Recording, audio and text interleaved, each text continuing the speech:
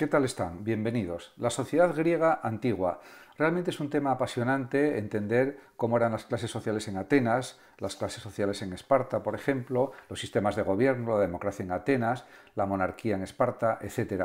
Y voy a comenzar precisamente por la cuestión del esclavismo en la Grecia antigua, al igual que en la Roma antigua.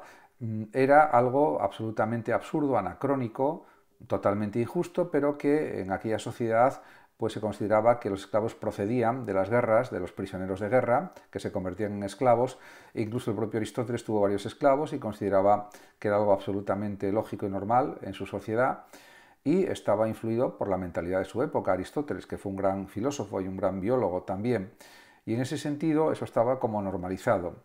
No era justo, pero era así. En cuanto a la división en clases sociales en Atenas, pues hay que decir que estaban los ciudadanos libres, que eran los varones nacidos en Atenas, porque era una sociedad, diríamos, bastante patriarcal o muy patriarcal, tanto la griega antigua como la romana, y las mujeres estaban recluidas en el gineceo, etcétera, al cuidado de los hijos y la atención del marido, de los maridos, etcétera. En ese sentido, pues podemos decir que los ciudadanos libres tenían plenos derechos políticos y sociales, tenían propiedades y también tenían obligaciones de tipo político, económico y social, como por ejemplo tener que participar en la guerra y en las asambleas también, o pagar impuestos. Participaban además activamente en la vida política, gestionando y administrando todos los asuntos de la ciudad. Por ejemplo, en Atenas se cree que había unos 20.000 ciudadanos libres y unos 80.000 o 100.000 esclavos. En total, el número de ciudadanos en la época clásica era de unos 40.000, contando otras ciudades-estado o polis libres, como por ejemplo Corinto y otras. En cuanto a los metecos, eran los extranjeros, eran los griegos que eran extranjeros, o más bien los extranjeros que, aún sin ser atenienses, vivían de forma estable en Atenas. Eran, por otra parte, uno de los motores de la economía ateniense, ya que se dedicaban al comercio, a la artesanía, a la industria y a la banca, además de pagar impuestos y de servir en el ejército, aunque no tenían la condición de ciudadanos. Podían participar en algunas actividades de la vida ciudadana, como por ejemplo asistir a los baños públicos, a los gimnasios, locales donde se hacía ejercicio físico y se dialogaba, etc. El número de metecos en la época clásica se considera que era aproximadamente de unos 70.000. En cuanto a los esclavos, como ya dije anteriormente, pues eran hombres y mujeres que habían sido capturados, hechos prisioneros, y que carecían de todos los derechos, y que realmente, al no tener derechos políticos y civiles, pues eran propiedad del Estado o de los dueños, de los propios ciudadanos. No obstante, pues a veces conseguían recuperar su libertad, especialmente en Roma. En la antigua Grecia era más difícil. Realizaban todo tipo de tareas, unas más agradables, como por ejemplo ser maestros, obreros o empleados del hogar, otras mucho más duras, como por ejemplo trabajar en las minas de plata de Laurión, cercanas a Atenas, y también a veces tenían tareas específicas, algunos esclavos, ya que realizaban, por ejemplo, tareas como las propias de arqueros, etc. Una especie de policía urbana muy temida, los arqueros escitas. El número de esclavos en Atenas, en la época clásica, era muy elevado, más o menos unas 125.000 personas. Antes decía 80.000 o 100.000, las cifras varían según las investigaciones que se hayan consultado, pero entre 80.000 y 125.000 sería una cifra bastante ajustada. En relación con las clases sociales, si pensamos por ejemplo en Esparta, que era una ciudad pues realmente basada en la guerra y con ciudadanos que eran guerreros, la sociedad espartana se dividía en las mismas clases sociales. Había espartanos, periecos e ilotas. Por otra parte, también hay que decir que, por ejemplo, la democracia en Atenas pues tuvo su época dorada en la etapa clásica, en la época clásica. Tras ser derrocada la tiranía en el siglo VI a.C., se instauró la democracia en Atenas. Las bases de este sistema de gobierno, que era la democracia directa, por otra parte, fueron la isonomía, la parresía y las instituciones para la paz y la guerra. En cuanto a la isonomía, hay que decir que supone que todos los ciudadanos son libres e iguales ante la ley. Iso significa igual, igual ley, iguales normas, y todos tenían los mismos derechos y obligaciones. En este sentido, las mujeres, los metecos y los esclavos, al no formar parte de la ciudadanía, quedaban excluidos de este sistema político. Por otra parte está la parresía, que en realidad es la libertad de expresión de los ciudadanos, que hablaban y votaban libremente en la asamblea y también en los tribunales. Si los ciudadanos observaban en algún político comportamiento ambicioso, en algunos políticos comportamientos pues realmente autoritarios, excesivos o peligrosos para el bien de Atenas, podían expulsarlo de la ciudad por un periodo de 10 años. Era lo que se denominaba el ostracismo, algo que también existió en Roma, aunque aquí sería por decisiones de los líderes políticos, ya que el nombre de ciudadano al que se quería desterrar de Atenas se escribía sobre un ostracón, que era un trozo de teja. Este nombre se debía a la forma cóncava, como la de una concha de ostra, que tenían los trozos de las cerámicas rotas que se utilizaban como soporte de escritura incisa. Había instituciones para la paz y la guerra, en este sentido en la Grecia antigua, en la Atenas antigua más concretamente, eran instituciones que ayudaban a gestionar la democracia y que realmente pues, suponían la eclesía, la bulé, los arcontes, los estrategos y los tribunales de justicia. En cuanto a la monarquía en Esparta, pues el sistema de gobierno era una monarquía peculiar, podemos decir, porque había dos reyes. En este sentido, ambos con la misma autoridad, por eso se conocía como diarquía, frente a monarquía, que sería un solo rey, y unas instituciones políticas que les ayudaban en el gobierno, la apeia, la gerusía y los éforos. La apeia era la asamblea formada por los espartanos o ciudadanos de Esparta, elegía a los miembros de la gerusía y a los éforos y aprobaba o rechazaba las propuestas y sus propuestas, fundamentalmente. La gerusía era lo que podríamos decir un consejo de mayores, de ancianos, llamados gerontes. Estaba compuesto por los dos reyes y por otros 28 espartanos mayores de 60 años.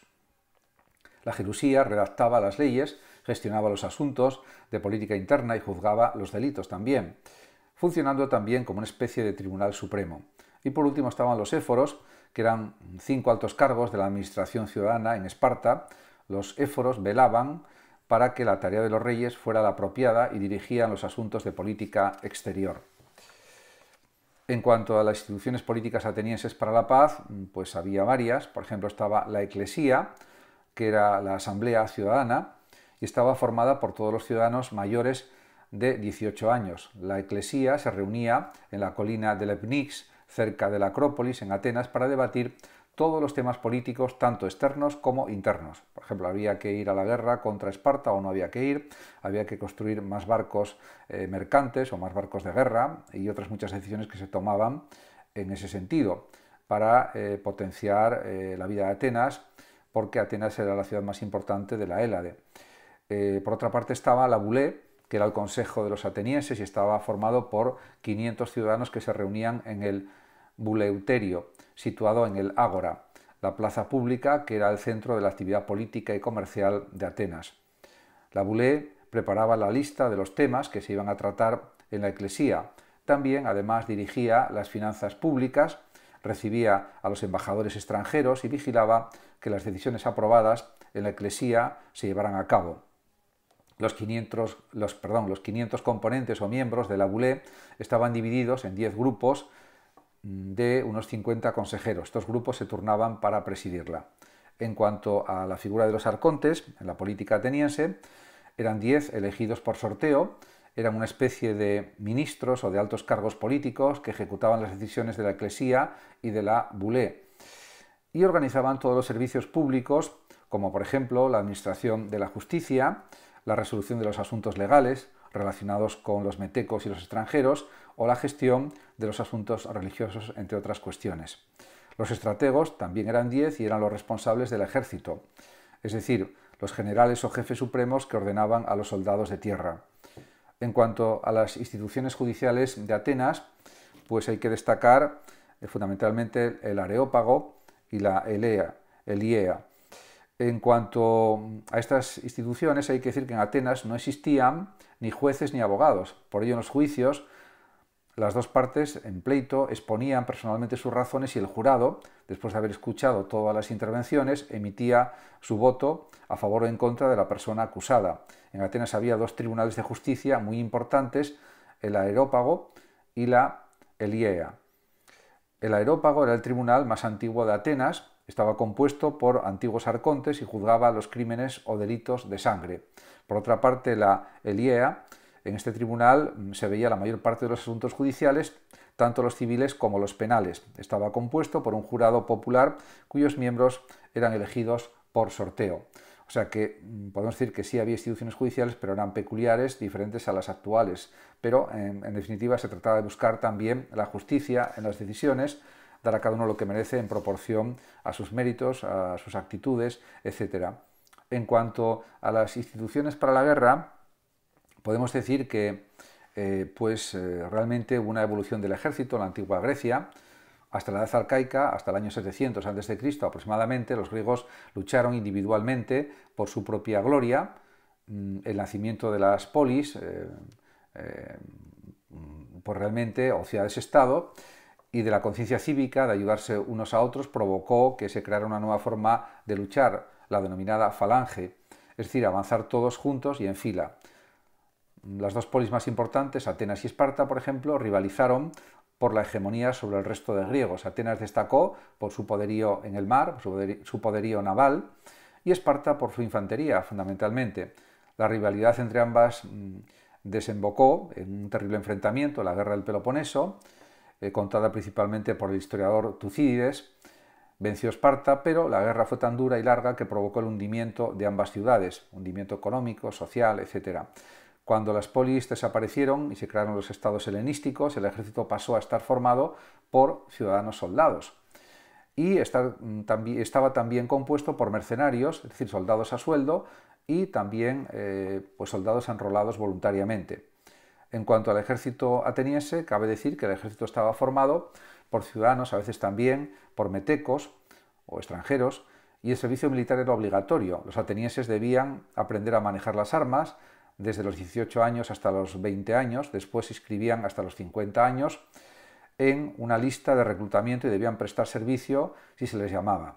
Desde los 50 hasta los 60 años podían ser reclutados, pero ya solo para misiones de vigilancia y defensa de las fronteras, pero no para batallas activas contra los enemigos, más bien en labores defensivas. Los ciudadanos se costeaban las armas, sus propias armas, eso es algo que aparece, por ejemplo, en los diálogos de Platón, etc., por lo que solo los más ricos podían entrar en el cuerpo de caballería. En cuanto al ejército espartano, los espartanos dedicaban prácticamente toda su vida a la guerra, siguiendo normas y entrenamientos muy estrictos, muy duros, durísimos, los más duros de la antigua Hélade, que iniciaban a los 7 años de edad, los niños, y duraban hasta los 60 años, es decir, hasta el resto de sus días prácticamente, porque mucha gente pues llegaba hasta esa edad y no la superaba. En cualquier caso, podemos decir que prácticamente estaban toda su vida luchando y guerreando y preparándose para la guerra. En cuanto a las tropas y su composición, se puede decir que el ejército griego estaba compuesto por 3 tipos de tropa de infantería: las tropas especiales y la caballería. O sea, infantería, tropas especiales y caballería, insisto. En Atenas, a partir del siglo V a.C., los jefes del ejército fueron los 10 estrategos, que mandaban todos ellos por igual. En Esparta, en cambio, había 6 polemarcos o comandantes que mandaban todas las tropas y asesoraban en la estrategia de las guerras a uno de los 2 reyes, máxima autoridad del ejército. En cuanto a la infantería espartana, estaba formada por los soldados de a pie, que se dividían en 2 grupos: los hoplitas, que llevaban un equipamiento pesado y eran los soldados por excelencia del ejército griego, espartano me refiero, y los peltastas, que iban armados de forma más ligera. En relación con las tropas especiales, eran denominadas también tropas ligeras, de intervención inmediata, que sorprendían al enemigo por su rapidez y su destreza en el manejo de determinadas armas ofensivas como la jabalina, el arco o la honda. En relación con la caballería, pues tenía un carácter pues elitista, como la antigua Atenas también, pues el ciudadano que deseaba formar parte de ella debía aportar su propio caballo, lo que requería tener unos ingresos elevados. Como se puede observar, diríamos que, aunque hay que reconocer que la política surgió en la antigua Atenas democrática, como una especie de democracia directa, pero con esclavismo, somos herederos de los griegos en muchas cuestiones, tanto en la guerra como en la paz, como en el valor de la democracia, de las asambleas, etc. Y eso es algo a destacar siempre. Muchas gracias a todos por su atención y hasta mi próximo vídeo. El que lo desee puede compartir este vídeo, darle like o suscribirse a mi canal de YouTube. Hasta siempre.